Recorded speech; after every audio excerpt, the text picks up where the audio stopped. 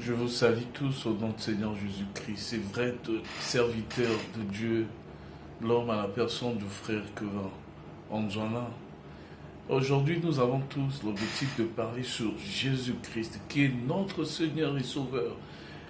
L'équation sur la vie chrétienne est simple, c'est l'obéissance, la sanctification, la sainteté.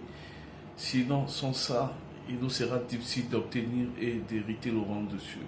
C'est pour ça que je vous invite d'être scotché, accro à cette chaîne des Amis de Daniel 100% chrétienne. C'est que j'aime mon épouse comme si je l'avais connue hier. Vous voyez, 23 ans de mariage, 6 gosses, ça n'a rien changé en fait dans l'amour que je puis, n'est-ce pas, éprouver pour elle et aussi que je puis témoigner. Et c'est ce qui fait vraiment la force de notre mariage. Amen. Amen. Et je ne suis pas hypocrite dans ce que je dis.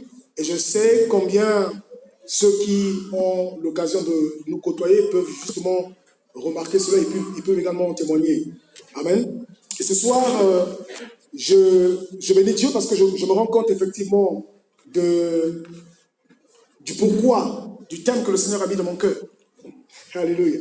Également les paroles effectivement que nous allons pouvoir partager ce soir. Vous savez, je me suis rendu compte que nombreux sont ceux-là qui ont du mal à tenir longtemps dans leur foyer. C'est triste de constater que les hommes se lèvent un matin, décident de se marier et au fil des ans, très vite, nous nous rendons compte qu'ils décident de se séparer. Le frère Alain Molotopé, son âme, disait une chose, il disait que nombreux sont ceux-là qui, n'est-ce pas, continuent à habiter ensemble simplement parce qu'ils veulent, comme on dit, ils veulent simplement protéger ou encore vivre ensemble pour les enfants. Mais je ne crois pas que l'amour, n'est-ce pas, ait été fait en premier pour les enfants. Vous savez, j'aime mon épouse d'abord. Après Dieu, j'ai eu un jour à le dire à mes parents, c'est que j'aime mon épouse d'abord. Ça a peut-être choqué certaines personnes. Mon père en a été choqué, mais il a fini par comprendre que c'était vrai. Vous savez, j'aime mon épouse. Après Dieu, la personne que j'aime le plus, après Dieu, c'est mon épouse. Parce que vous ne pouvez pas savoir pourquoi est-ce que je l'aime. C'est simplement parce que j'ai réalisé que c'est moi-même. Je ne peux pas ne pas m'aimer. Je m'aime moi-même. Et mon épouse n'est rien d'autre qu'une partie de moi-même. Elle a été tirée de moi-même. Je ne peux pas comprendre qu'un homme puisse ne pas aimer son épouse. Si tu as au moins compris ce qu'elle est pour toi. Je parle ici, moi, en tant qu'homme. Mais je voudrais aussi parler d'une femme. Comment est-ce que tu ne peux pas aimer ton homme alors que tu es sorti de lui?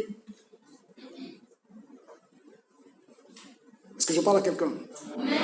Je voudrais que tu m'accordes un peu ton attention et je voudrais te partager quelques vérités. Je vais te parler, le thème de ce soir, c'est « Et si tu permettais à Dieu de diriger ton couple, il sera certainement restauré. » Si tu permettais à Dieu de diriger ton couple, il sera certainement restauré. Nombreux sont ceux-là qui, hélas, quand ils achètent une voiture, ils peuvent s'empresser, n'est-ce pas, d'en prendre soin. Régulièrement, ils partent dans un garage pour en faire, n'est-ce pas, la maintenance. Ils veillent sur le fait qu'on doit vidanger. Lorsque le mécanicien nous dit que c'est chaque 2-3 mois que tu dois vidanger la voiture, ils sont prêts de le faire. Lorsqu'il y a un souci, ils savent faire recours à un concessionnaire, à un mécanicien expérimenté pour, n'est-ce pas, dépanner sa voiture. Mais très peu de personnes, alors qu'ils sont mariés, peuvent penser un seul instant, faire recours, n'est-ce pas, à celui-là qui est, le constructeur du mariage. Celui qui maîtrise toutes choses. Je me pose la question, lorsque tu te sens pas bien, pourtant tu as été créé par Dieu. Mais comment est-ce que tu fais pour te tenir en forme? Tu vas consulter un médecin, il te prescrit un traitement, tu es là à lire la notice. Mais je me pose la question, où est la notice pour le mariage? Parce qu'à un seul instant, un homme a pensé à cela. Nous avons besoin, n'est-ce pas, d'un manuel, nous avons besoin d'un guide, nous avons besoin justement de quelques instructions pour pouvoir tenir, pour mener à bien notre foyer et notre couple. Mais nombreux sont ceux-là qui ne se rendent pas compte qu'il y a l'auteur du mariage. Il y a un homme qui un jour a décidé de ne pas faire comme tout le monde, mais de faire comme celui qui est l'auteur du mariage le lui avait demandé. Écoutez, le mariage a été institué par Dieu. Tout le monde ne cesse de le dire. Tout le monde ne cesse de dire que le mariage a été institué par Dieu. Mais combien sont ceux qui comprennent ce que cela sous-entend? Dieu est l'auteur du mariage. C'est lui qui a voulu, qui a tout jugé bon, n'est-ce pas, que l'homme puisse se marier. Le pourquoi ou l'importance même du mariage, je crois que c'est Dieu qui connaît et qui le connaît. Pourquoi? Parce que c'est lui qui a pensé au mariage. Un jour, la Bible dit qu'alors qu'il avait déjà créé l'homme, il avait créé les animaux, les champs et toutes choses, il avait planté un jardin en Éden. La Bible dit qu'il vit l'homme était seul. Il s'est rendu compte que l'homme ne pouvait pas, n'est-ce pas, vivre de la sorte. Chaque animal avait son semblable. Mais il n'y avait pas un semblable pour l'homme. Il décida donc de donner un semblable à l'homme. Il avait dit qu'il fit tomber un profond sommeil sur l'homme, puis il retira, n'est-ce pas, une côte, et il forma l'homme. Amen. Il forma, pardon, la femme. Puis la Bible dit qu'il emmena la femme auprès de l'homme. Lorsque l'homme se réveilla, il se rendit compte qu'il y avait un être qui était spécial, particulier, qui n'avait pas pu voir parmi les animaux. Vous vous souviendrez que la Bible déclare que l'Éternel Dieu fit approcher tous les animaux de champ, n'est-ce pas, auprès de l'homme pour voir comment est-ce que l'homme devait les appeler. Mais il ne s'y trouva point une aide ou encore une aide semblable ou encore un animal semblable à l'homme. Alors qu'il y avait là le lion, au côté du lion, il y avait la lionne. Il y avait là, n'est-ce pas, le singe, au côté du singe, il y avait la guignon. Il y avait là, n'est-ce pas, toute espèce d'animaux. Mais pour l'homme, il n'y avait pas de semblable. Alors Dieu fit venir l'homme. Dès que l'homme vit la femme, la Bible dit qu'il devient un poète. Il commença à, n'est-ce pas, non, il devint poète. Hein? Il a commencé, moi j'aime mieux dire ça en l'homme. L'homme avait les bimpoïs là. Alléluia. Il commençait, n'est-ce pas, il a débité de paroles extraordinaires qu'il n'avait jamais fait pour aucun animal qu'il avait vu. Amen. Pourquoi? Parce que la femme venait de lui-même. Combien nous sommes admiratifs face à notre personnalité, notre être. Lorsque nous tenons devant le miroir, nous commençons à nous admirer, à penser beaucoup de choses sur nous-mêmes, n'est-ce pas? Tiens, si je pouvais faire ceci, si je pouvais mettre tel habit. Mais il y a combien de plus forte raison que nous devons regarder notre épouse, notre époux. Le problème, c'est que nous n'avons jamais, un seul instant, pensé que la personne en face de nous n'était rien d'autre que nous-mêmes. C'est une portion de nous-mêmes. Est-ce que je parle à quelqu'un? Parmi donc les événements les plus marquants dans la vie d'un homme, il y a surtout le mariage. Nous voyons combien les gens, n'est-ce pas, se tracassent pour préparer leur mariage. Nous sommes enthousiasmés, nous voulons vraiment avoir un mariage heureux. N'est-ce pas? Quasiment tout le monde rêve de se marier un jour. Très rares sont ceux-là qui ne pensent pas se marier. En tout cas, je ne sais pas, je ne connais pas. Mais nombreux, sinon quasiment tout le monde, rêve de se marier un jour. Dès qu'on a une opportunité qui se présente, on a un peu, n'est-ce pas, de quoi pouvoir le faire, on se précipite pour se marier. Pourquoi est-ce que nous le faisons? Parce que Dieu a mis en nous, Dieu a laissé en chacun de nous un espace qui ne peut être comblé que par notre vis-à-vis. Écoutez, un jour, la Bible nous, je parle ici, moi je ne connais pas, je veux dire, je n'ai pas assez de références de la Bible. Moi j'aime passer toute ma jeunesse, n'est-ce pas, à la lire et à la prêcher. Je prêche la parole de Dieu depuis très longtemps. Je disais que je suis pasteur depuis bientôt 30 ans. Et je prêche la parole de Dieu depuis que j'ai 17 ans. Vous imaginez? Bon, essayez de faire les calculs comme vous voulez, c'est un peu difficile. Amen. Et l'expérience que j'ai, c'est l'expérience de la parole de Dieu. Je l'expérimente tous les jours de ma vie. Elle devient vie en moi. Elle m'aide à marcher. Aujourd'hui, par la grâce de Dieu, je pense qu'on peut avoir combien d'enfants que nous avons conduits au mariage? Une vingtaine, 25 ou 26 par là. Amen. Si mon épouse et moi nous sommes mariés depuis 23 ans, ça veut dire que chaque année, on a quasiment un mariage et demi. Nous aidons quelqu'un à aller dans le mariage. Parce que nous avons compris. Vous savez, j'étais très jeune, le Seigneur m'avait dit que prépare-toi parce que tu vas te marier. Ok. Et pourquoi? Il dit parce que je veux que tu deviennes un témoignage, un modèle pour plusieurs jeunes et que tu les aides à comprendre l'importance du mariage. C'est une parole que j'ai reçue du Seigneur, ça fait très longtemps, très très longtemps. Et Dieu a permis que je puisse, n'est-ce pas, honorer sa parole et à m'y conformer. Aujourd'hui, les gens me posent la question, quel est le secret de ton mariage? Comment est-ce que tu fais pour être toujours heureux, toujours... Quand tu me vois, tu vois ma femme. Et mon père un jour disait, qu'est-ce qu'elle vraiment fait là? Elle croit qu'elle est la jumelle de mon fils, quoi. Ou bien après mon fils, c'est elle qui est née. Amen. Parce que quand tu me vois, tu vois ma femme derrière. Effectivement, quelqu'un a dit que derrière un grand homme se cache toujours une femme. Mais quelle femme? Le problème, c'est ça. Je disais que notre thème, c'est si tu permettais à Dieu de diriger ton couple, il sera certainement heureux. Nous nous empressons, n'est-ce pas, à entrer dans le mariage, à nous engager dans le mariage, mais souvent, nous ne cherchons pas en fait à s'enquérir sur cet engagement. Quelqu'un a dit que c'était un sacrement. Oui, le mariage, c'est un engagement sacré. On ne peut pas y aller sans, n'est-ce pas, chercher que Dieu bénisse en tout cas les bien-aimés pour l'association Bien-être chez soi et également l'idée surtout sur l'école du mariage. Souvent nous les pasteurs dans les églises, c'est souvent l'école du ministère que nous organisons, mais l'idée est très géniale. C'est vrai que nous parlons au couple, mais avoir une école sur le mariage, c'est une très bonne chose. Une très bonne chose. Parce qu'aujourd'hui, nous voyons combien de jeunes, combien de personnes, je dirais jeunes, effectivement, oui, jeunes. Tu peux avoir 50 ans et tu ne t'es pas encore marié, tu es jeune pour le mariage. Amen. Nous avons du mal à nous y prendre.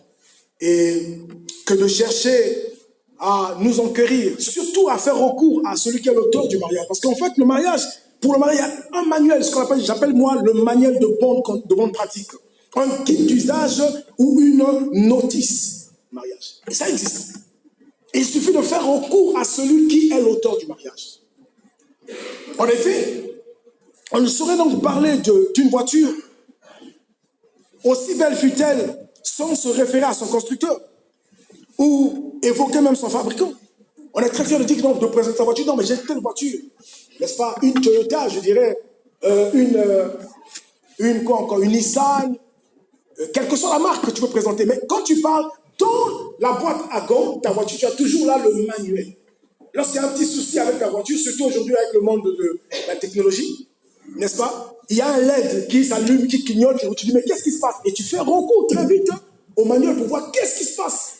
Souvent, je me suis retrouvé avec les mécaniciens, ils sont en train de tâtonner, mais moi j'ai dit, écoutez les gars, calmez-vous. Je sors le manuel, et là on va fouiller, et on va dire, tel LED, ça signifie ça. Ah, ok. Et on sait vite trouver, n'est-ce pas, une solution. Mais c'est ce que nous devrons faire également pour le mariage. Il y a un guide, il y a un manuel pour le mariage. Parce que celui qui a institué le mariage, celui qui est le fondateur du mariage, n'est-ce pas, il a laissé également un guide. Il a laissé un manuel qui devrait nous aider pour, n'est-ce pas, mener à bien notre mariage. Combien sans cela, qui se réfère à ce manuel? Et comment ne pas se retrouver avec, n'est-ce pas, des foyers qui boitent, des couples qui sont en lambeaux? C'est terrible de voir un couple qui hier s'aimait. Il y en a même aussi qui fouillaient la maison, qui abandonnaient leurs amis parce qu'ils étaient tellement amoureux de son homme, de sa femme. Ils désiraient, ils brûlaient de le voir, de la voir. Lorsqu'il ne voyait pas sa femme, il ne parlait pas à sa fiancée, à son fiancé. Il n'avait pas sommeil. Aujourd'hui encore, nous pouvons voir les gens qui passent tout leur temps, toute la nuit, là sur le téléphone en train de se texter, d'envoyer des notes vocales. Mais lorsqu'ils sont dans le foyer, nous nous rendons compte que très vite, il y a un problème. Pourquoi? Parce que ces gens-là n'ont pas été préparés. Un, Ils n'ont pas reçu l'instruction nécessaire. La Bible dit, enseigne à l'enfant les voies qu'il doit suivre. Et lorsqu'il sera grand, il ne s'en détournera pas. Le mariage, nous avons besoin de poser les fondements. Mais pas n'importe quel fondement. Non. Attends, il y a l'auteur du mariage qui nous a laissé un manuel, un guide. S'il y a besoin de se référencer, il faut faire recours justement à ce manuel pour mener à bien notre foyer, notre mariage. Est-ce que je parle à quelqu'un? Vous savez, il est vrai que Dieu est le fondateur du couple et c'est lui l'auteur du mariage. Mais ainsi, pour mener à bien son couple, n'est-ce pas, nous avons besoin de faire quoi? Nous avons besoin de faire recours. Si nous voulons être heureux, si nous voulons vraiment être heureux, si nous voulons témoigner du bonheur, de quoi? Le bien-être. Amen. Si nous voulons être heureux, nous devons faire recours à cela. Je vais citer, je suis en train de parler de quelque chose d'un texte sur le citer, c'est Genèse chapitre 2. Genèse chapitre 2, si nous lisons le verset 18 et le verset 24, les versets 18 et 24. Genèse chapitre 2, les versets 18 et 24, c'est là où la Bible dit que Dieu dit, faisons l'homme à notre image, n'est-ce pas? Il a dit non, il a dit qu'il n'est pas bon que l'homme soit seul, je lui ferai une aide semblable. Et au verset 24, la Bible dit que Dieu vit que ce qu'il avait fait était bon. Je vais lire cela s'il vous plaît pour vous. Je me permets, Genèse chapitre 2. Genèse chapitre 2, je lis les versets 18 et 24. L'Éternel dit, il n'est pas bon que l'homme soit seul. Je lui ferai une aide semblable à lui. Le verset 24 dit ceci, dit que c'est pourquoi l'homme quittera son père, sa mère, et s'attachera à sa femme, et ils deviendront une seule chair. Ainsi, ils ne sont plus deux, mais ils sont un. Pourquoi? Parce que effectivement, ils ont posé le fondement nécessaire. Ils ont agi en rapport avec, n'est-ce pas, en rapport avec le manuel. Je vais insister pour revenir sur cela. Le mariage a été institué par Dieu. Et donc Dieu, j'aime bien l'appeler le divin auteur du mariage. C'est comme ça que je l'appelle, le divin auteur du mariage. Et il a laissé un manuel. Ce manuel est le seul référentiel qui peut nous permettre, n'est-ce pas, de connaître les tenants et les aboutissants du mariage. C'est notre, n'est-ce pas, notre feuille de route. C'est notre sorte de conduite, comme on dit. C'est notre manuel de référence. Si nous voulons connaître des couples stables, nous voulons avoir des familles épanouies, faisons recours au manuel. Parce que le divin créateur, le divin fondateur du mariage, celui qui a institué le mariage, a laissé un manuel. Et ça, nous pouvons lire cela dans Josué chapitre 1, verset 8. Lorsque nous regardons dans ce texte de Josué, c'est, n'est-ce pas, l'Éternel Dieu qui parle à Josué, fils de Nun, qui vient de succéder à Moïse, et il doit conduire le peuple d'Israël pour atteindre la terre promise. L'Éternel Dieu lui parle, et le verset 8, nous connaissons tous certainement par cœur, mais je me suis rendu compte que plusieurs personnes sont ceux-là qui s'arrêtent à la partie A, n'est-ce pas, du verset. Si je laissais quelqu'un pouvoir rester ce verset, il va rester que ce livre-là ne se loin pour ta bouche. Point. Il va s'arrêter là. Mais nous oublions qu'il y a un détail. Il y a une continuité. Et c'est là où se trouve, n'est-ce pas, le secret de la chose. Est-ce que je parle à quelqu'un? Est-ce que j'ai l'attention de quelqu'un? Il est dit au verset 8 que ce livre de la loi ne se loigne point de ta bouche. Et tout le monde s'arrête là. Non. Mais le verset continue. Il dit quoi? Médite-le jour et nuit. Il ne s'arrête pas là. Il continue encore. Pour faire quoi? Pour agir fidèlement selon tout ce qui y est écrit. Il ne s'arrête pas non plus là. Il continue toujours le même verset. Pour dire quoi? C'est alors. Et c'est là où se trouve le secret. Si tu t'appuies sur le référentiel, si tu t'appuies sur le manuel, si tu fais recours au guide, il est dit que c'est alors que tu mèneras à bien tes entreprises. Le mariage, c'est une entreprise. C'est une entreprise. Nous nous engageons dans quelque chose. Et la chose dans laquelle nous nous engageons a été instituée par quelqu'un. Et celui qui l'a institué a légué un référentiel. Et ce référentiel n'est rien d'autre que ce livre qui nous donne. Ils disent que ce livre de la loi ne s'éloigne point de ta bouche. Médite-le jour et nuit pour agir fidèlement selon tout ce qui y est écrit. Il y a beaucoup de choses. Écoutez, Dieu a tout mis dans sa parole. Je ne sais pas si quelqu'un peut s'en souvenir ici, je le disais il y a quelques années en arrière, peut-être plus de 17 ans, je disais, quelqu'un peut s'en souvenir. Je sais que Dieu, dans la parole, il a tout mis. On parle de la chimie dans la Bible. On parle des mathématiques dans la Bible. On parle de la comptabilité dans la Bible. Je vous dis la vérité. On parle de l'architecture de la Bible. On parle de ces choses incroyables, invraisemblables. On se dit, waouh, mais tout ça c'est écrit. Si tu veux être sage, si tu veux comprendre les choses, si tu veux mener à bien ton entreprise, quelle que soit ton entreprise, fais recours au manuel. Et surtout le mariage. Bon, il y a quelqu'un qui a dit que c'était la première institution. Je dirais non, ce n'est pas la première institution. Non, je vais peut-être te choquer, mais c'est la vérité. Parce que la première institution, ce n'est pas le mariage, c'est le travail. D'abord le travail. Dieu prit l'homme, il le plaçait dans le jardin pour le cultiver. Et après, il lui donnait la femme, il dit voilà, il institue le mariage. D'abord le travail, puis le mariage. Est-ce que je parle à quelqu'un? Amen. Donc c'est la deuxième institution, n'est-ce pas, que Dieu a établie. Et pour ce faire, pour bien mener, il a légué son manuel. Et il dit, médite-le jour et nuit. On pourrait se poser la question, mais comment puis-je faire pour régler tel problème, telle situation? Le manuel du divin auteur, il est rendu disponible. Il nous suffit simplement de nous y référer. Veux-tu réussir ta vie de couple? Veux-tu que ton mariage soit un succès? Une seule chose, c'est se référer au manuel. Je n'aimerais pas vous retenir longtemps, mais je voudrais que nous puissions regarder un modèle, une réaction d'un homme. Et c'est ce qui cause souvent les problèmes dans plusieurs foyers. Lorsque nous avons des petits soucis, et lorsque nous commençons à nous rendre compte de ce que réellement notre conjoint vient, n'est-ce pas, d'une autre famille, d'une autre culture, n'est-ce pas, à une autre éducation que la nôtre. Lorsque la Bible dit que les deux deviennent une seule chair, lorsque nous sommes sur le parcours, le parcours de l'unité pour devenir une seule personne, parce que nous avons des cultures différentes, nous avons beaucoup d'éducations différentes également, souvent il y a un problème qui se pose.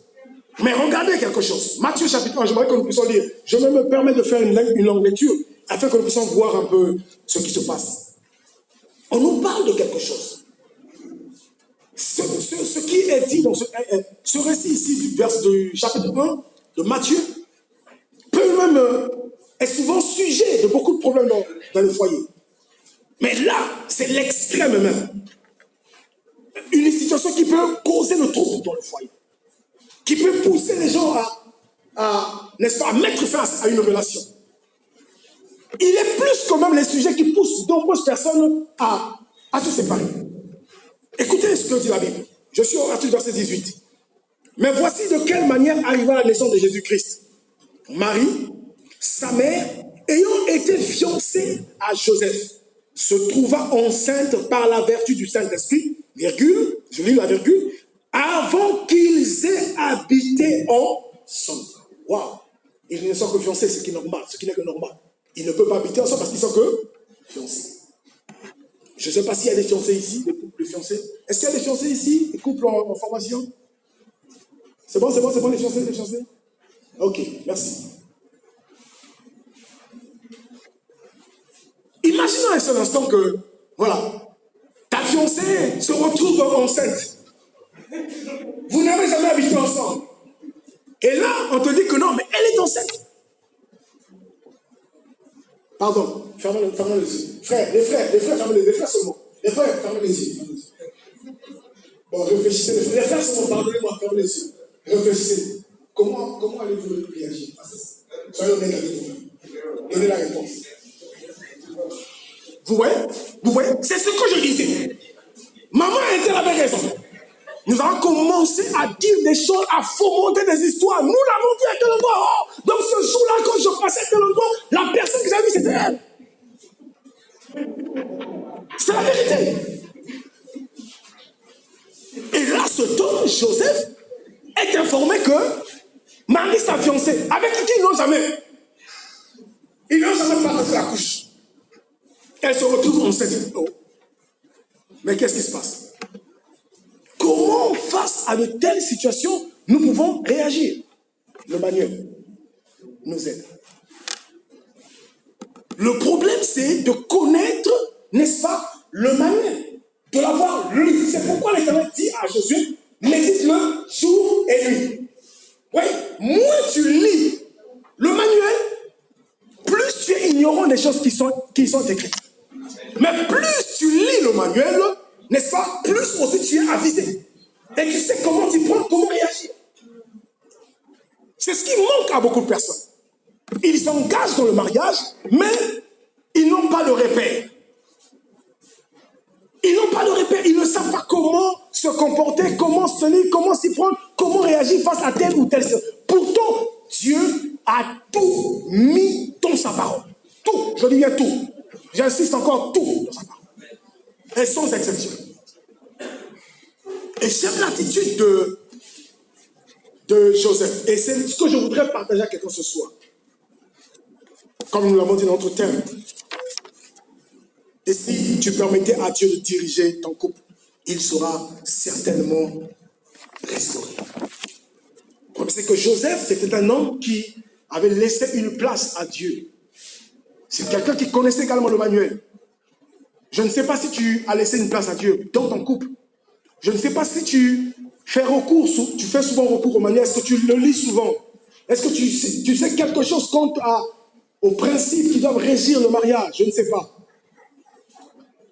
Quelle est l'information que tu as reçue? Quelle est la connaissance que tu as reçue? Vous savez, je dis toujours que chacun de nous est limité au point où il est enseigné. Chacun de nous est limité au point où il est enseigné. L'homme est tel que, n'est-ce pas? L'homme est tel que est sa connaissance. Ton attitude, ton comportement, tes réactions dépendent de ta connaissance. Moins tu sais, plus, excusez-moi, tu es ignorant. Moins tu sais, plus tu es ignorant. Est-ce que je l'ai bien dit? Moins tu sais, plus tu es ignorant. Et quand tu es ignorant, l'ignorance était quoi? Que tout homme doit... Mon peuple périt parce qu'il me manque là. L'ignorance tue. Ainsi, nous pouvons perdre une personne qui est chère pour nous. Nous pouvons perdre la personne même qui est notre moitié, notre nous-mêmes. Joseph était sur le point, écoutez le verset 19. Joseph, son époux, qui était un homme de bien et qui ne voulait pas la diffamer, se proposa de rompre secrètement avec elle. Vous voyez, Joseph, il ne voulait pas diffamer Marie.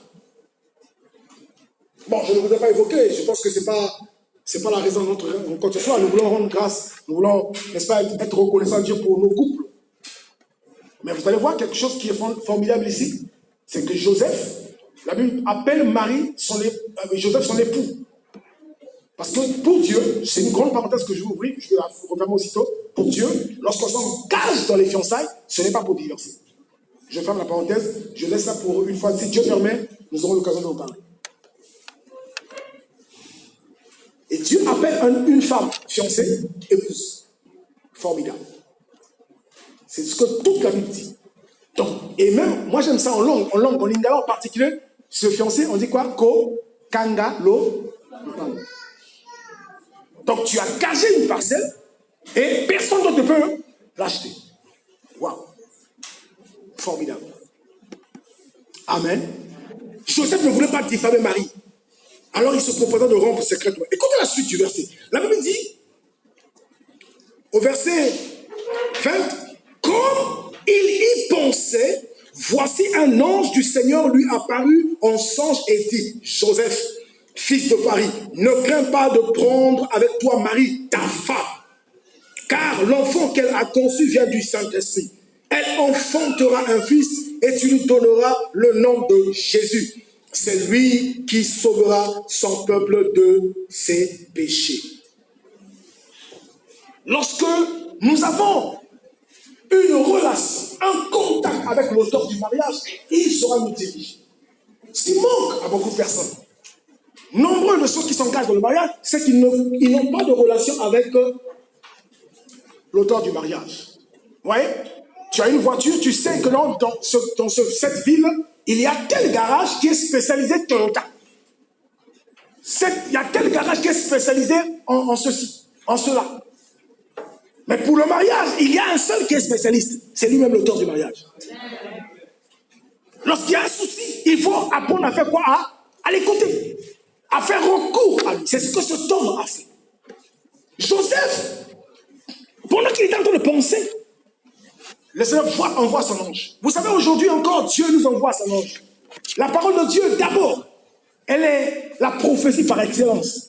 Si nous voulons, n'est-ce pas, Dieu a tout mis dans sa parole pour que nous puissions, n'est-ce pas, nous y référer pour savoir comment, n'est-ce pas, se comporter, quelle attitude avoir, quelle réaction avoir face à telle situation. Regardez Joseph, il pensait se séparer de Marie. Quoi qu'il voulait le faire, de façon, je veux dire, rangée, secrètement, sans la diffamer, mais il courait le risque de passer aux côtés de quoi? De quelque chose d'extraordinaire. Aujourd'hui, nous parlons de Joseph, ça fait combien de milliers d'années? Ça fait plus de 2000 ans. Nous continuons à parler de Joseph. Il est célèbre aujourd'hui. Il y a même des églises qui s'appellent l'église de Saint. Imaginez un seul instant qu'il ait diffamé Marie, qu'il se soit séparé de Marie. Est-ce qu'on parlerait de Joseph aujourd'hui? En marche. Il n'aurait même pas de place. Mais aujourd'hui, encore ce soir, je parle de Joseph. Tu peux passer à côté de la bénédiction. L'homme, quand tu regardes aujourd'hui, je veux dire avec mépris, parce qu'il a des défauts, il a des faiblesses, c'est les mots. La femme que tu t'es comme lui, parce qu'il y a un petit nom. Écoute, on mène simplement la personne que tu aimes, l'homme ou la femme, auprès du concessionnaire, auprès du divin créateur du mariage. Il va restaurer la personne, il va donner la forme qui est nécessaire. Mais nous plaignons, nous, au lieu d'aller repartir vers l'auteur du mariage pour présenter la personne, nous manquons de le faire. Et nous sommes là à nous plaindre. Est-ce que tu peux laisser à Dieu de diriger ton couple? Si tu permets à Dieu de diriger ton couple, je t'assure, il sera restauré. Tu auras un beau couple, un excellent, un merveilleux mariage. Tu ne vas pas le regretter parce que tu te seras appuyé sur lui. Je voudrais vite terminer mes propos. Il y a tellement de choses à dire, mais je voudrais être court parce que le temps aussi nous est imparti. Ainsi, donc, je vais vous parler de 5 points qui vont certainement vous aider pour la réussite dans un mariage. J'aimerais parler de 5 points. Citer 5 points, si ça va vous aider. La réussite d'un mariage, la stabilité dans un couple dépend de la place et de la confiance que nous donnons aux instructions données par l'auteur du mariage. Je reprends cela. La réussite d'un mariage, la stabilité dans un couple dépend de la place et de la confiance que nous donnons aux instructions données par l'auteur du mariage. La place que nous donnons à la parole, au manuel, j'appelle ça comme ça. Ouais, si nous avons une place de choix que nous donnons à la parole de Dieu, dans notre foyer, dans notre mariage, dans notre couple, je vous assure, bien aimé, vous n'allez pas regretter. Oui, il est possible que vous puissiez être, je veux dire, vous ayez des idées contraires, c'est possible. Il est possible que vous ne puissiez pas partager aussi les mêmes opinions, c'est possible. Ça ne va pas commencer avec vous, ça a commencé depuis la nuit des temps. Même les apôtres qui ont marché avec Jésus ont eu des opinions contraires. Je me souviens de Pierre, je me souviens de Paul, combien ils ont eu des pensées qui divergeaient. Mais ce qui est bien avec la parole, c'est que le manuel nous dit une chose. Lorsque nous avons des points, des zones d'ombre, laissons ça. Dieu lui-même va nous éclairer. Mais au point où nous sommes tombés d'accord, marchons de même pas. C'est ce qui manque à beaucoup de personnes. Pour une petite chose, parce que la soeur ou le frère ne sait pas mettre la chaussure, ne sait pas faire ceci. Ah non, c'est pas la bonne personne. Mais qui t'a dit que c'est pas la bonne personne? Et que dit le divin créateur?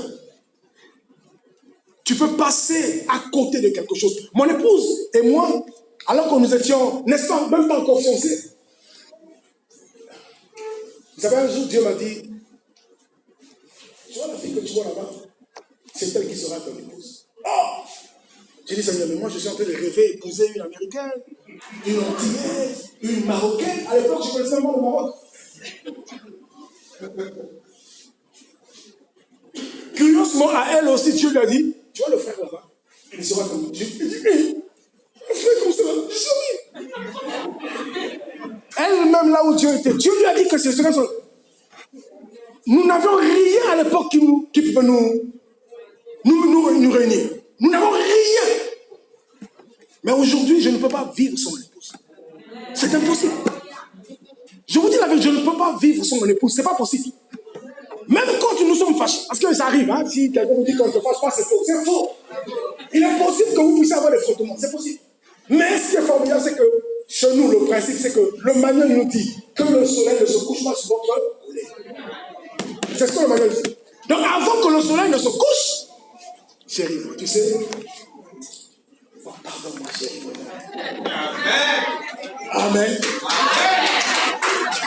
C'est ce que le manuel dit. Le manuel dit que mon corps ne m'appartient pas, son corps non plus. Avant de dormir, son corps ne m'appartient. Mon corps lui appartient. Donc, quel que soit ce qui s'est passé. Amen. Amen. Oh, je pensais que je parlais à quelqu'un. Amen. Je vous dis, parce que le manuel nous aide. C'est grâce à ce manuel que nous arrivons vraiment à nous en sortir. Il y a des choses que nous ne maîtrisions pas. Vous savez, c'est difficile.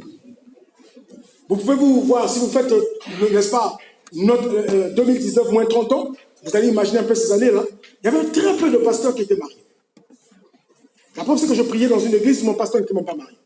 Mais moi, Dieu me dit de me marier. Vous imaginez? Je me suis marié avant le pasteur. Je me suis marié avant mon pasteur. Et tout le monde disait, waouh, mais qu'est-ce qui se passe? Mais tu vas trop vite. Dieu m'avait dit de me marier. J'ai obéi à Dieu, point. Le reste, aujourd'hui, tous me disent, ah, mais ça, non, tu avais raison. C'est vraiment Dieu qui avait parlé. Mais Dieu avait parlé.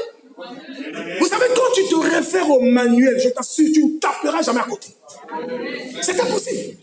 Le problème, c'est que je dis encore, la réussite d'un mariage, la stabilité d'un couple dépend de la place et de la confiance que nous donnons aux instructions, n'est-ce pas, données par l'auteur, j'allais dire, conscient de ce manuel.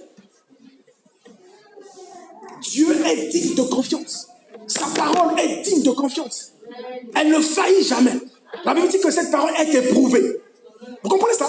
La parole de Dieu est éprouvée. Donc c'est passé par l'épreuve, le feu, ça a été testé. Non. Là, en tout cas, ça n'a rien à voir avec les normes. Ça n'a rien à voir avec ISO. ISO a menti.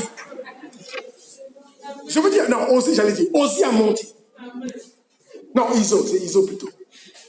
C'est ISO qui a menti. C'est ça, non? Ça a menti. Mais la parole de Dieu a été prouvée. Parce que nous voyons que les normes, n'est-ce pas, ISO, sont comment? Sont révisées, n'est-ce pas?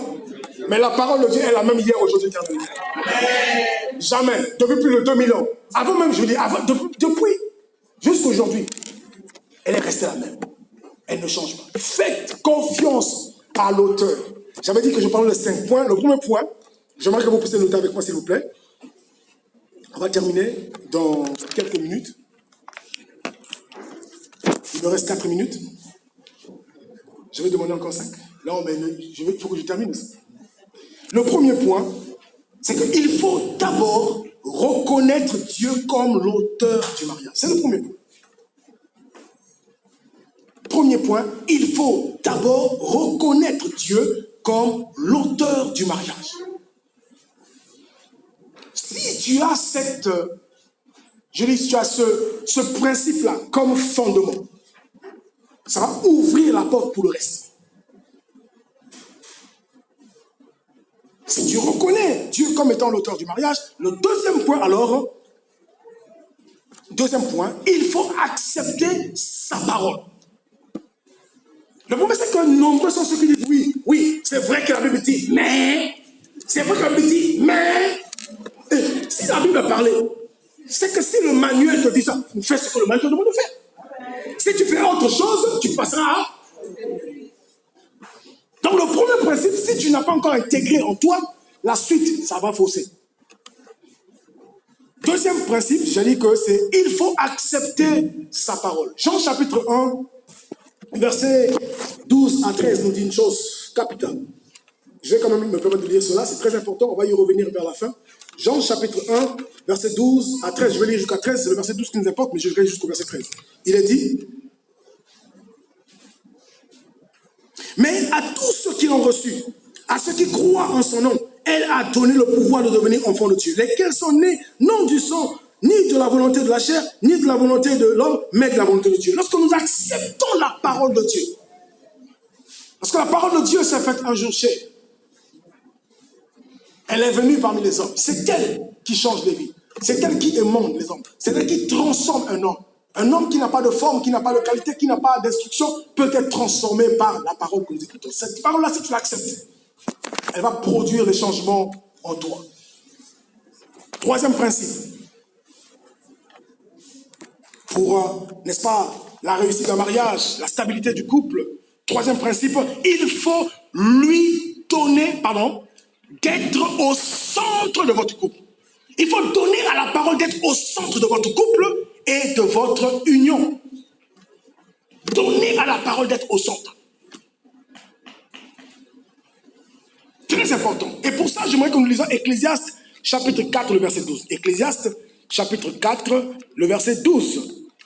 Vous allez voir que la Bible nous dit quelque chose. Je dis, il faut lui donner d'être au centre de votre union. Ecclésiaste, chapitre 4, le verset 12, je lis, il est dit, et si quelqu'un est plus fort,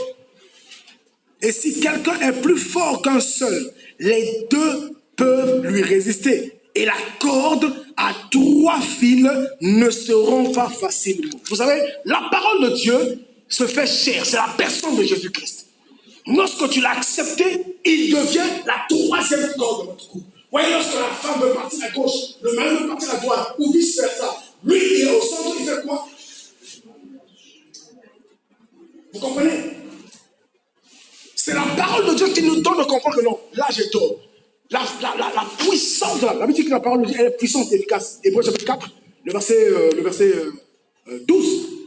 Hébreux chapitre 4, verset 12, il est dit que la parole fait quoi? Peut faire quoi?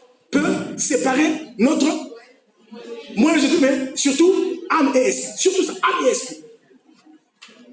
Elle est juste des pensées. Donc lorsque tu as des pensées qui divergent, les pensées veulent aller vers autre chose. La parole de Dieu te ramène pour te dire, ok, non, je reconnais quand même que c'est pas pour ce défaut-là que je veux vraiment chasser mon mari. Non, je pense que mon mari, au-delà de toute chose, je reconnais quand même. Non, ma femme, non, c'est vrai, mais je reconnais quand même. La parole de Dieu va venir juger tes pensées. Elle va te donner la voie des pensées, des bonnes pensées, des pensées saines, qui vont te donner de surmonter le problème que tu as, d'aimer ta femme, d'aimer ton homme, comme il faut, de pardonner. Donc, vous voyez, c'est ce que la parole de Dieu fait. La 3e personne. Si tu reçois cette parole-là, le deuxième point, il faut l'accepter, sa parole. C'est Christ qui vient, qui devient la 3e personne. Il faut lui donner d'être au centre. Lorsqu'il vient au centre. Vous voyez, pour régler les conflits dans nos foyers, faites recours au manuel, à la parole. Amen. 4e principe, avant le dernier, il faut prendre la parole de Dieu comme un manuel et un guide pour la bonne marche de votre couple, de votre mariage. Tout 4e principe, il faut prendre la parole de Dieu comme manuel et guide pour la bonne marche de votre couple, de votre mariage. Pourquoi? Vous savez, nous ne pouvons pas régler les problèmes parce que, non, nous sommes les dondons. Chez nous, les dondons, ça ne peut pas se passer comme ça. Non, nous sommes les métis. Chez nous, les métis, jamais. Hein? Mais non. Que dit le manuel? Que dit le manuel? D'accord, c'est ce que les dondons disent. C'est ce que les métis disent. Et le manuel alors dit quoi? Vous comprenez? Nous voulons tellement régler les choses, non pas comme l'auteur du mariage, le divin auteur du mariage veut régler, nous voulons régler comme les hommes. La Bible dit que vous annulez la parole de Dieu au profit de vos traditions. Vous annulez la parole de Dieu pour... Non. Chez nous, moi j'ai déjà parlé. Ou encore mon père a déjà dit. Ou encore ma mère a déjà dit. Non, chez nous, en tout cas, si je dis, c'est que c'est déjà... Oh! Mais que dit le manuel? Vous comprenez? Nous voulons tellement régler les choses comme les hommes veulent régler. Tu peux pas... Joseph n'a pas vu les hommes. Parce que si Joseph avait vu les hommes, il dit, on va dire, oh!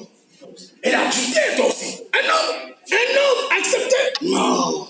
C'est que tu n'es pas un. Mais Joseph a laissé le divin, n'est-ce pas, auteur du mariage, lui donner quoi? La direction. Il a accepté cela et il a marché. Le problème, c'est lequel? C'est que nombreux sont ceux-là qui n'ont pas de connexion avec le divin auteur. C'est ce qui fait qu'ils n'arrivent pas eux. à avancer, à s'épanouir. Et le dernier point, pardon, pour ce verset, pour ce passage, pardon, il faut prendre la parole de Dieu comme manuel et guide pour la bonne marche. Je vais vous donner un verset qui est vraiment capital. C'est Proverbe chapitre 22. Je vais lire cela, s'il vous plaît, c'est très important que je lise. Proverbe chapitre 22. Proverbe 22, je vais lire du verset 17 au verset 21. Écoutez ce que dit la Bible. Proverbe 22, 17 à 21. Tu es avec moi? Je vais lire au nom du Seigneur. Prête l'oreille et écoute les paroles des sages. Applique ton cœur à ma science. Car il est bon que tu les gardes au-dedans de toi et qu'elles soient toutes présentes sur tes lèvres. Verset 19. Afin que ta confiance repose non pas sur ta tradition, non pas sur les paroles des métiers ou de je ne sais qui, mais afin que ta confiance repose sur l'Éternel. Je veux t'instruire aujourd'hui. Oui, toi. N'est-ce pas déjà pour toi mis par écrit des conseils et des réflexions? Dans le manuel, il y a déjà des conseils et des réflexions. Des conseils et des réflexions. Pourquoi? Pour t'enseigner les choses sûres. Des paroles vraies. Afin que tu répondes par des paroles vraies à celui qui t'envoie. Oui.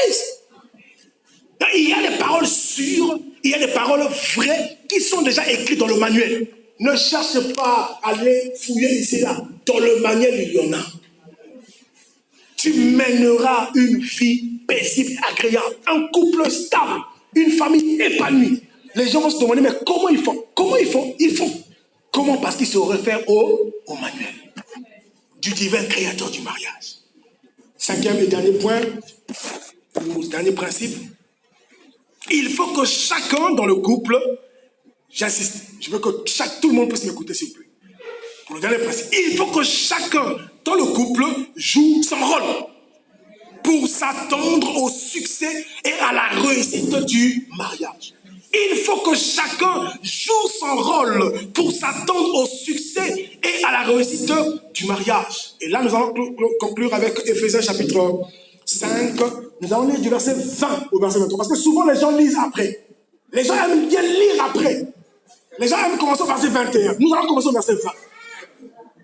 Éphésiens chapitre 5, du verset 20 au verset 23. Est-ce que quelqu'un trouve avec moi? Nous allons lire ensemble. Éphésiens chapitre 5, du verset 20 au verset 23. Tu as trouvé avec moi? Est-ce que je peux lire? Je lis au nom du Seigneur. Il est dit: rendez continuellement grâce à Dieu le Père pour toutes choses, au nom de notre Seigneur Jésus-Christ.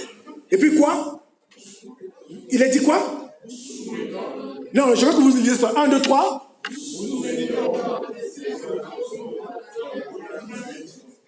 Vous comprenez? Les nombreux, surtout les hommes n'aiment pas ça. Les hommes n'aiment pas ça. La Bible dit, vous soumettons les uns les autres dans la crainte. Vous soumettons les uns aux autres dans la crainte de Christ.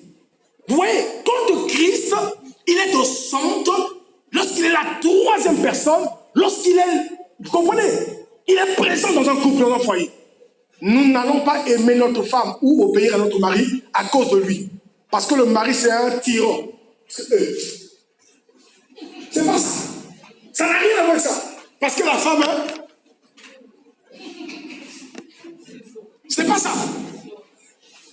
Par la crainte de Christ, nous allons nous soumettre à notre mari. Nous allons nous soumettre à notre femme. C'est pas péché. Soumettre à sa femme. Ici, les uns aux autres. Comprends-moi bien. Toi, tu n'aimes pas qu'on parle de ça. Homme, soumets-toi à ta femme. Selon le... Ah oui. Ouais, les frères ne parlent plus. Hein. Les frères, quand c'est comme ça, ils ne parlent plus. La sœur, c'est aussi ça. C'est aussi ça la portion des Écritures. N'est-ce pas? Donnez que chacun joue son rôle. Continuons la lecture, s'il vous plaît, pour terminer. Femme, que chacune soit soumise à son mari. Les hommes aiment ça. Pour ça, j'ai écouté quelqu'un dire femme. Mais soumettez-vous là, il n'a pas dit ça. Nous aimons mettre de côté Les instructions, n'est-ce pas pour toi, déjà mis les instructions par écrit? C'est parce qu'on a vu avant. J'ai mis les instructions. Fais quoi? Réponds par des paroles vraies. Des paroles sûres. Femme, que chacune soit soumise à son mari comme au Seigneur. Oui, comme au Seigneur. Car le mari est le chef de la femme, comme Christ est le chef de l'Église, qui est son corps et dont il est le sauveur. Bon, un peu plus loin, on peut continuer. Il est dit au verset 25, n'est-ce pas? Marie, que chacun aime sa femme comme Christ a aimé l'Église et s'est livré lui-même pour elle, afin de la sanctifier, en la purifiant et en la lavant par l'eau de la parole. Bref, si vous lisez, vous allez comprendre ça. Amen. Si donc chacun de nous peut jouer son rôle, nous aurons donc des couples stables. Mais encore là, on nous dit qu'il faut que Christ, à cause de Christ. Si Christ n'est pas au centre d'un couple, je vous dis la vérité, il ne pourra pas tenir longtemps. C'est pourquoi vous voyez des gens qui sont mariés, même à l'église. Même à l'époque, ils sont mariés à l'église. Mais au bout de 5, 10 ans. Excusez-moi, je pose là une question quand même, je vais pas la poser. Je la pose quand même. Lesquels ont déjà fait 5 ans de vie commune? 5 ans de vie commune. Oui, 5 ans de vie commune. Lesquels ont déjà fait 5 ans de vie commune? 5 ans. 5 ans. Lesquels ont déjà atteint 10 ans? Lesquels ont déjà fait 15 ans? 15 ans. Lesquels ont déjà fait 20 ans? Amen. Vous savez, faire 5 ans de mariage, c'est pas rien. C'est beaucoup. Amen. Atteindre 5 ans, je vous dis la vérité. Il y en a qui me disent, ça fait combien de temps? Si ça fait... mais comment vous avez fait? Mais c'est possible. Au contraire, ça devrait durer. C'est pas possible. Frère, le mariage. Chérie, est-ce que tu peux leur dire combien de mariages j'ai? C'est beau. Je vous dis, il n'y a pas notre cadre plus que le mariage. Amen. Mais il peut arriver que vous connaissez les difficultés, n'est-ce pas, les problèmes. Faites recours au manuel. Quand le manuel manque, quand Christ n'est pas au centre, c'est là où chacun fait quoi? Prend son... J'aimerais ce soir aider quelqu'un. Si Christ n'est jamais entré dans le mariage, j'aimerais ce soir t'aider à faire ce qu'on te fait. Si tu n'as jamais donné la place de choix au manuel, j'aimerais ce soir t'aider à le faire. Je ne sais pas si vous me permettez. J'aimerais aider quelqu'un. Si tu es conscient que, non, tu n'as pas encore donné, tu n'as pas encore reconnu que c'est Dieu qui est l'auteur du mariage. Si tu es là ce soir, j'aimerais vraiment t'aider à le faire. Si quelqu'un a le souci de son couple, de son mariage, et tu veux que la troisième personne, la troisième corde puisse s'installer dans ton mariage, tu peux simplement, n'est-ce pas, sens-toi à l'aise, parce que tu peux te mettre debout, j'aimerais prier avec toi. Je ne vais pas te demander d'approcher, si je veux que là où tu es, tu peux te lever. On va vraiment t'aider à le faire. Je peux te lever simplement là où tu es. Tu veux que Christ prenne la place. Tu veux vraiment qu'il soit la troisième personne qui vienne. Tu veux qu'on lui donne la place de choix. Tu veux qu'il puisse vraiment t'orienter, te conduire. Tu veux qu'il puisse diriger ton foyer sans problème. Il est capable de le faire. Je ne peux pas te demander d'approcher pour que tu restes là où tu es. Ce soir, j'aimerais t'aider à pouvoir, n'est-ce pas, lui ouvrir mon cœur. Si je te pose la question, comment est-ce que je fais pour atteindre aujourd'hui 23 ans de mariage avec 6 gosses, 6 merveilleux enfants, que Dieu nous fasse grâce pour ça, la prochaine fois que nous retrouvons, je vais avec une famille de quoi? De merveilleux enfants. Des enfants qui sont élevés, n'est-ce pas, sur le parcours biblique. Des enfants qui marchent avec Dieu, qui reflètent la gloire et l'image de Dieu. Je ne dis pas des choses pour dire. Il y en a des gens qui savent. Nous avons expérimenté cela. C'est possible d'enseigner à un enfant le droit de poursuivre l'institution. Des enfants qui ont atteint 20 ans, qui n'ont pas connu d'homme, qui n'ont pas été amusés, qui marchent avec Dieu, qui aiment Jésus-Christ. Aujourd'hui, c'est regrettant de voir les jeunes filles, n'est-ce pas, dès qu'elles atteignent un certain âge. C'est des gens qui courent derrière, mais elles peuvent parler de Jésus, défendre la foi, peut-être le professe. J'aimerais que nous puissions prier avec vous, au guet de vous. J'aimerais que vous priez avec vous. Alors que vous êtes debout, j'aimerais simplement que vous puissiez faire une chose, une prière, simple, une simple prière. J'aimerais qu'on fasse deux prières avec vous.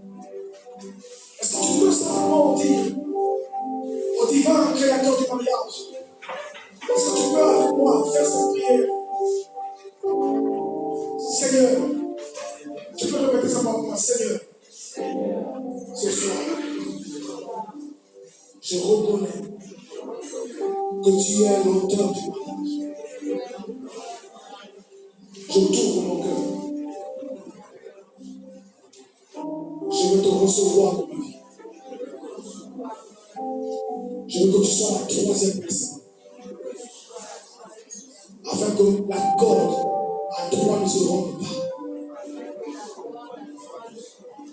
J'ai mené ma vie comme bon me semblait. J'ai conduit mon mariage comme je le voulais.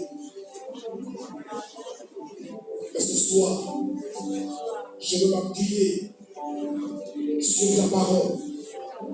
Je reconnais que ta parole est le référentiel, est le guide pour un bon mariage. Aide-moi pour cela, Seigneur. Je reconnais que sans toi, je ne peux rien faire. J'aimerais savoir que tu pries pour ton conjoint, pour ta conjointe. Je veux que tu le fasses. S'il est là, si elle est là, tiens. Si il n'est pas là, il n'est pas là, touche comme ça pour ton cœur. Pour prier pour la personne qui est là. Je veux que tu le fasses. La seconde que tu vas mettre, tiens-la bien. Père, je veux que tu pries pour nous. Quand tu dis, Seigneur, je veux aimer mon conjoint, ma conjointe. Vas-y, dis-le. Dis-le, je veux l'aimer. Je veux l'aimer. En me basant sur ta parole.